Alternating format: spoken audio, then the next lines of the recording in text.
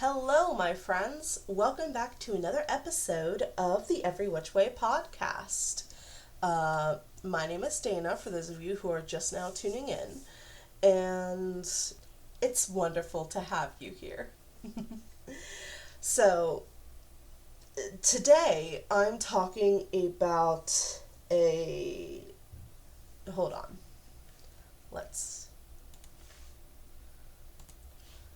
Okay, that's much better. So today I am talking about a topic that is a little hard to really quantify, I think. I'm talking about intention, which, like I said, is a little bit hard to kind of really pin down in a way because of what it is. So let's just hop right into it and get started, okay? So what exactly is intention? Like, what's the definition? Well, Merriam-Webster defines intention as such, and there are seven definitions. The first being what one intends to or bring about. Number 2 is the object for which a prayer, mass, or pious act is offered. Number 3 is a determination to act in a certain way, i.e. resolve. Number 4, plural, intentions, purpose with respect to marriage. Number 5, import or significance. 6, a process or manner of healing of incised wounds. And 7, a concept as the product of attention directed to an object of knowledge. So I know that was a lot, and I fumbled over some words, and I'm sorry, but basically it is an idea that one plans or intends to carry out or follow through with. It is not the same as will, but it is related to it.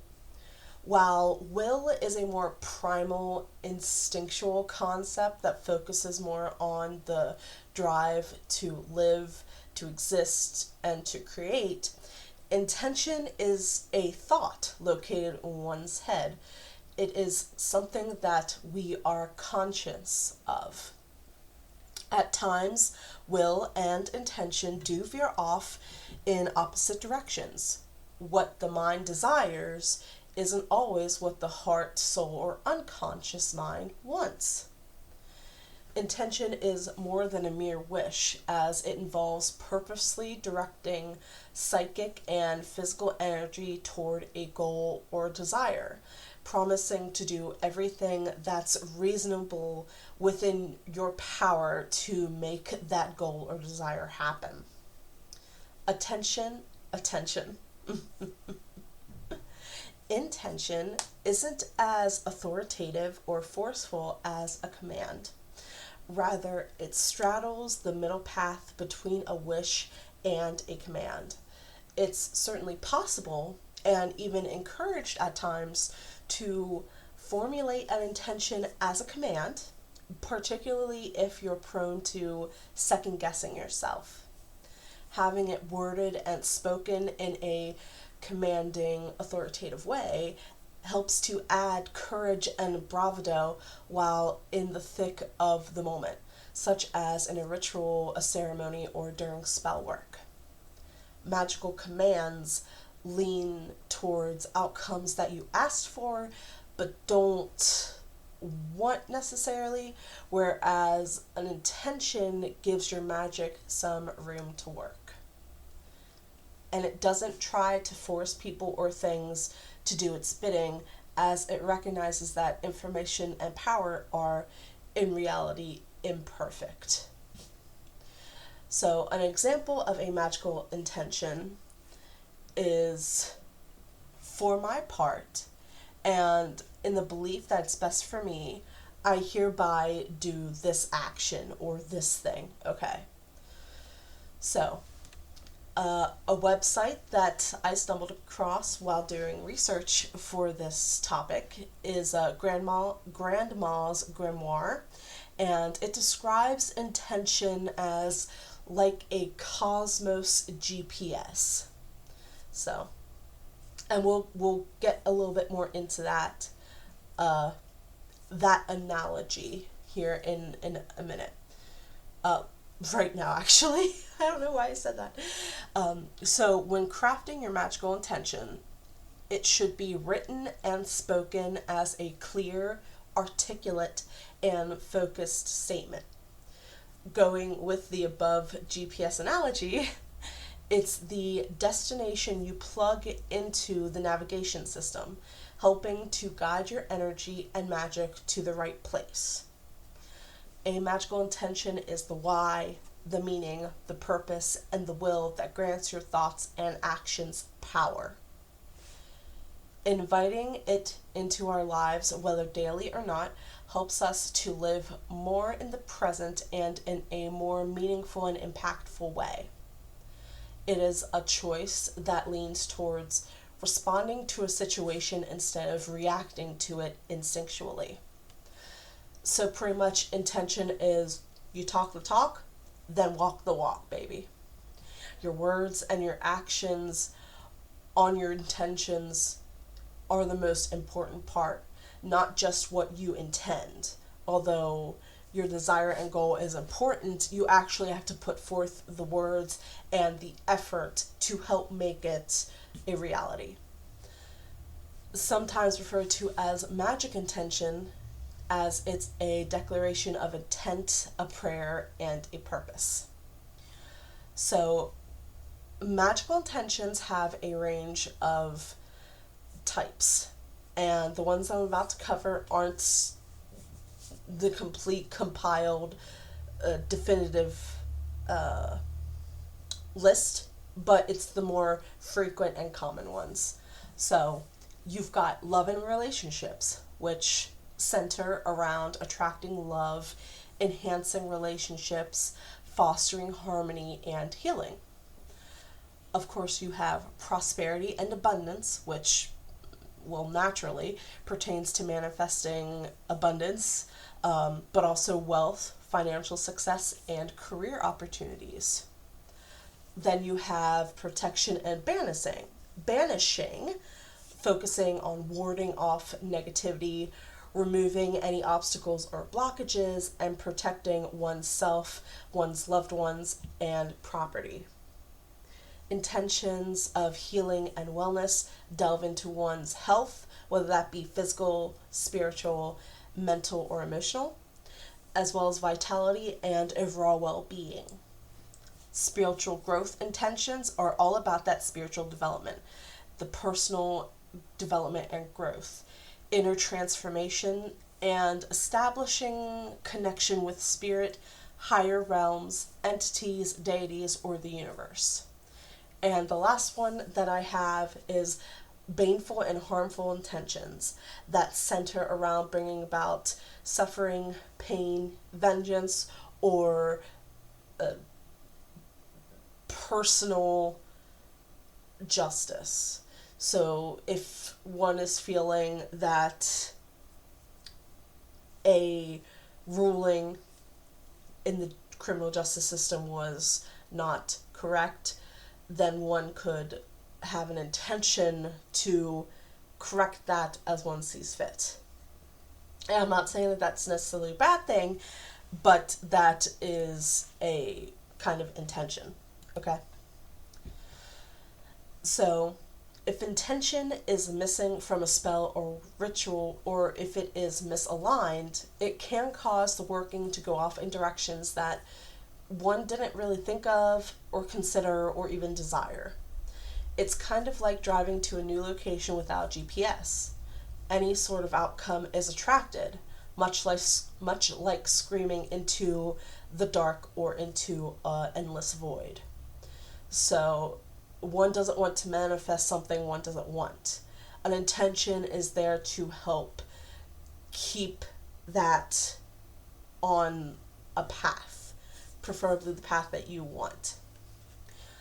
And now, I will say that not every witch or spiritual practitioner focus or spends a lot of time on intention, which is fine.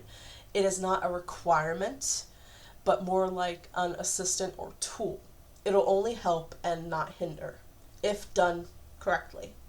So if it's something that you've never really considered, thought about, or applied to your craft or your spiritual practice, don't feel bad. Don't feel bad.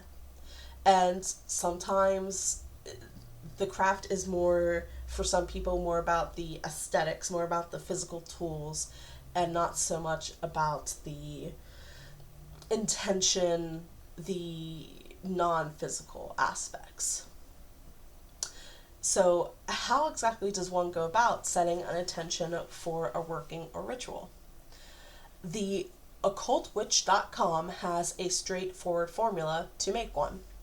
So you take your desire, your goal, be as specific as you are comfortable with, plus the time frame you desire to manifest it, if a time frame makes sense in your working, that is. And that equals your intention. And of course, be clear, precise, and genuinely 100% believe that it's going to work. Because of course it is. It's important to keep to the present tense and using the term I. So an example that I came up with is I drive a hot pink Toyota Camry to my high school class reunion this summer. Okay? That's a really bad one, but that's the example that I came up with. So, knowing one's own personal energy also helps to drive and steer the intention of a ritual or spell. Doing so helps to really hone in and focus it and to determine what it is you want or desire or what goals that you want to meet, if that makes any sense. You can write down your intention in a journal, a notebook, or on a piece of paper. And you can write it down as many times as you see fit to help yourself grow accustomed to it and to get the wording down properly. You can add symbols, runes, sigils, colors, emotions, crystals, anything that you think of that could help it along. Focus your mind and thoughts on what it is you desire. Mix it with the feeling of someone who has already obtained or accomplished it. Remember that you attract what you want. Raise the energy for your working. So, like, do a dance, sing, however it is that you raise energy for that, okay? And of course, you're going to want to take action to help manifest your intention. So it's that ritual or spell or ceremony. Vision boards and affirmations are also great tools to help along as well. Do things that are within your control and are reasonable to help your desire to come to fruition, okay? And again, using crystals, herbs, and other tools to align with your attention will only serve to bolster its effect and its power. Going with the moon phases, the days of the week, seasons, and time of the day won't hinder or hurt or harm anything. Again, using these things is not a requirement. If it feels right, then use it. And if it doesn't, then don't. And you can also use colors, like I mentioned, and whatever tool that you see fit. If there's a certain deity that could help with this, then go ahead and make a working relationship with them for this specific purpose. That doesn't necessarily mean that they are your patron or anything like that, but it is something to consider as well. In her article titled "Intention is Not Enough," Althea Sebastiani said, "Getting the full value of intention requires action. No action, no results." And that is true. In order to help any magical working along, I feel like it's necessary to do your part. Just throwing in some herbs, writing stuff down, lighting some candles, and burning the paper and not putting any effort isn't going to make the thing come true. It's a combined effort. It is a relationship and a partnership. You want to make sure that you're doing your own diligence to help things go along, within reason, of course. Adding intention to everyday mundane things is also a great way to become more familiar with it, to help you kind of get a better grasp on it and all that good stuff. So, like, pause before replying to a message, move clockwise or counterclockwise whenever you're doing something. Connect with your body and mind, either via yoga, meditation, being in nature, however it is that you do that. Listen to your gut and intuition. Draw sigils or symbols. Use color. So, like, if you want to feel bold and courageous or passionate, wear red. If you want to promote more tranquil, calm thinking, wear blue. If you want to deflect negativity, wear black. Stuff like that. Speak what you want, and also declutter your space. There is a lot of things that we do in our day-to-day life that aligns with intention, and I think sometimes we don't really think about it. Like, I know that I wear a necklace practically every day to carry a bit of King Hades with me, and it's my connection to him, and I intend to do that. But I also have there is this heart-shaped green aventurine necklace that I also like to wear to attract a good fortune for me and mine. I hope that all makes sense. And I also want to read some stuff from the witchcraft subreddit on Reddit about intent. So, the poster, "This boy is not on fire," asked, "What is intent? How do you define intent? What does intent look like? What does it feel like? What separates intent from other things like desire or will? How do you cultivate that intent? And lastly, what do you do with that intent for spells and spell casting? Thank you, bless, edit. Can you give examples of intent? How do you set your intentions?" So, we have Sunday's Dusk said, "Desire is a strong want. Will is the force behind desire and intent. Intent is the sense of purpose and initiative necessary to exact change. You can want something badly, but without the willingness to take action on it, it won't go anywhere." Another one by Kai Ote said, "I dig up the soil and I plant a seed.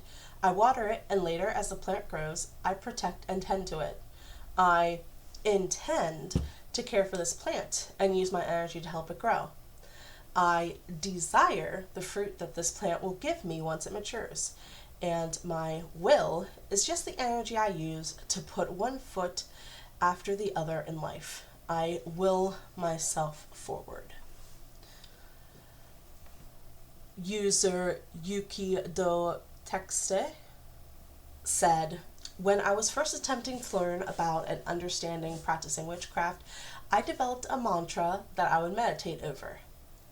And that is, magic is the manifestation of intent and a product of will. Intent is the purpose behind your work. What is it about your life, environment, relationships, etc., that you wish to change or manipulate? Intent is an actual goal that can be achieved, while desire is more akin to a wish, or some that you can hope to obtain but can do little to manifest.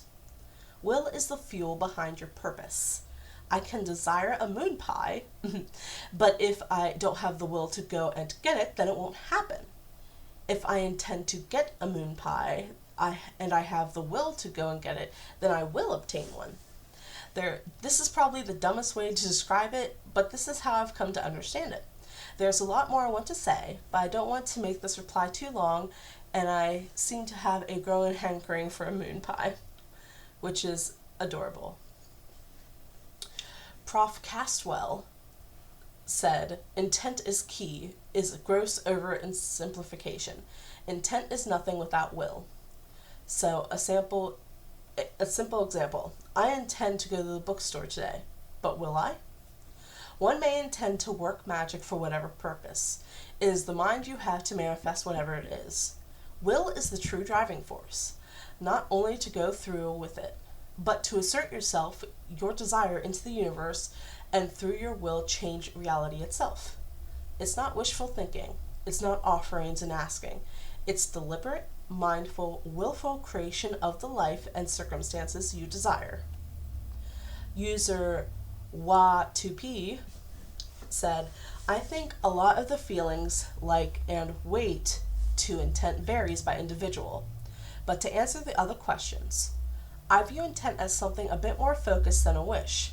Intent usually implies that one will do some work to help it come to pass, where a wish is more passive, a little more concrete than a nebulous desire. I might desire money, but my intention is to get a raise. I might wish for that raise, but intent will have me working to hit metrics, networking, and putting it out there.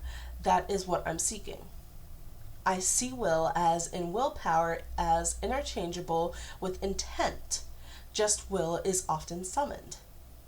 This will to get through something, and the intent is what is at the end. Sometimes I will need to go to work, but if I seek that raise/intention, I must. I hope that makes sense. Intention to cultivation is motivation, or push or drive. It's going back to it over and over again, even with hiccups or pauses. It can be something like a raise, where there is outer legwork, or it can be things like waking up and meditating on your spiritual intention, or putting in the study to one's path, or making a game plan to tackle habit changes. Cultivating one's intent can vary on activities or what that is being applied towards. Some other uses of intent I see are an extreme focus towards a thing, like spell work or rituals where an intention or goal or end state is set, what is wanted to manifest, dissolve, grow, etc. At the end, I also see it used as a kind of stand-in for the force of magical will, such as prayer or overriding people's intention being against their will or their intention. It's a pretty multi-purpose word in most occult circles, so other definitions and uses are probably here that I haven't covered, don't know, or forgot. And the last one that I want to read is from user Scotsman2237. Context. I am both an engineer and an adept in training. I have somewhat unique thoughts on these subjects because of all of this. The following statements are as I see and do things. Intent, in my cases, follows very closely to the actual definition. It is the purpose of what you are trying to achieve. But more specifically, it is the manifestation of your own energy and willpower that assists you in your tasks. It doesn't have a look, really. As for feel, to you it simply means that you must be absorbed in your task entirely, ultimately reaching a sort of flow state where your body, mind, and workspace fall into agreement with your intent. In this, it differs from desire.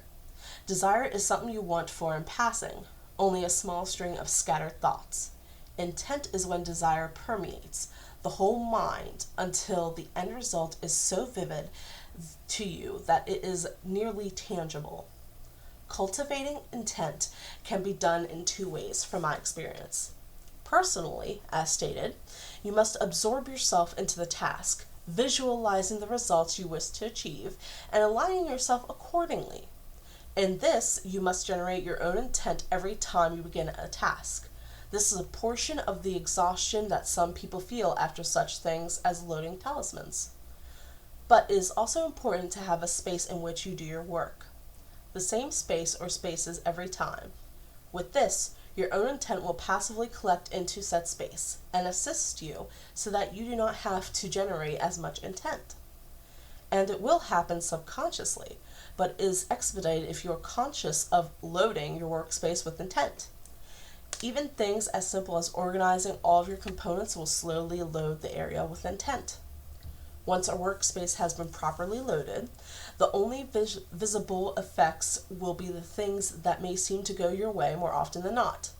A bit of luck here and there. This is not even unique only to magical workspaces, but also places like a smith's shop. To someone trained, you will be able to feel intent in the air, leaving an impression as to what this place is for, even if all the equipment is removed. You will be dissatisfied if the room is repurposed for anything else. Finally, what can be done with intent? A great many things, as it is the true base for any spells, root work, or work period. Myself, I use it to accelerate my alchemical experiments, make attempts on loading talismans, or dedicate a room to assisting myself in projection. But it can be incredibly helpful for anything, as a strong intent and visualization of your end goal is immensely important to any spell work. On the non-magical side, I've often used intent to assist in metal work. It helps to focus your mind and body to the task at hand. And there you have it. That is intent. So, like I said, it was a bit of a convoluted topic, a bit hard to really define and lay an outline for me personally, just because it's one of those intangible things but also can be tangible. It's just it's a topic that everyone has their own definition for and their own outlook for, and that's why it can be a little difficult to define and all that good jazz. But for those of you who maybe don't really have a lot of experience with intent, don't quite understand what it is, what it means, how to make one, stuff like that, I hope that this episode has helped. And if there are any tips or pointers or suggestions for making things better for future episodes, please do let me know. I want to make sure that I'm giving you all as good information as I can, and providing a space to help you be more comfortable with your own spiritual practice and to help you learn, because that's very important to me. Fostering a community where we all are helping each other out and not hindering, if that makes sense. But that is all I have for you for this episode.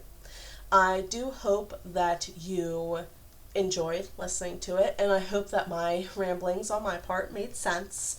And if they didn't, I hope that some of the Reddit users whose comments that I read gave a little more clear definition.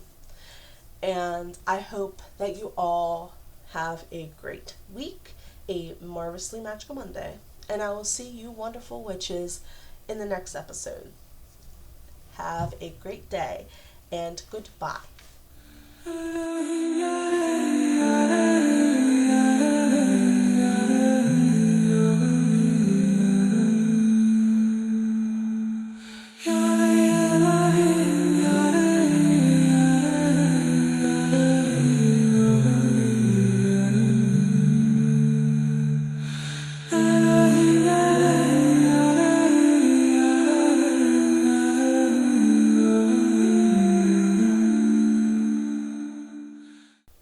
Gotta get set up today for the recording of the podcast. There we go. Alright. Got the notes. Nope. That's not. Alright. Alrighty dighty dippity doo. And now we can start. Yeah. Now we can start. It's wonderful. It's wonderful to have you here. Really? Excuse me. Let's try that again. Hey, Mom. Dead Mom, I need a little help here. I'm probably talking to myself here. But Dead Mom, I've gotta ask,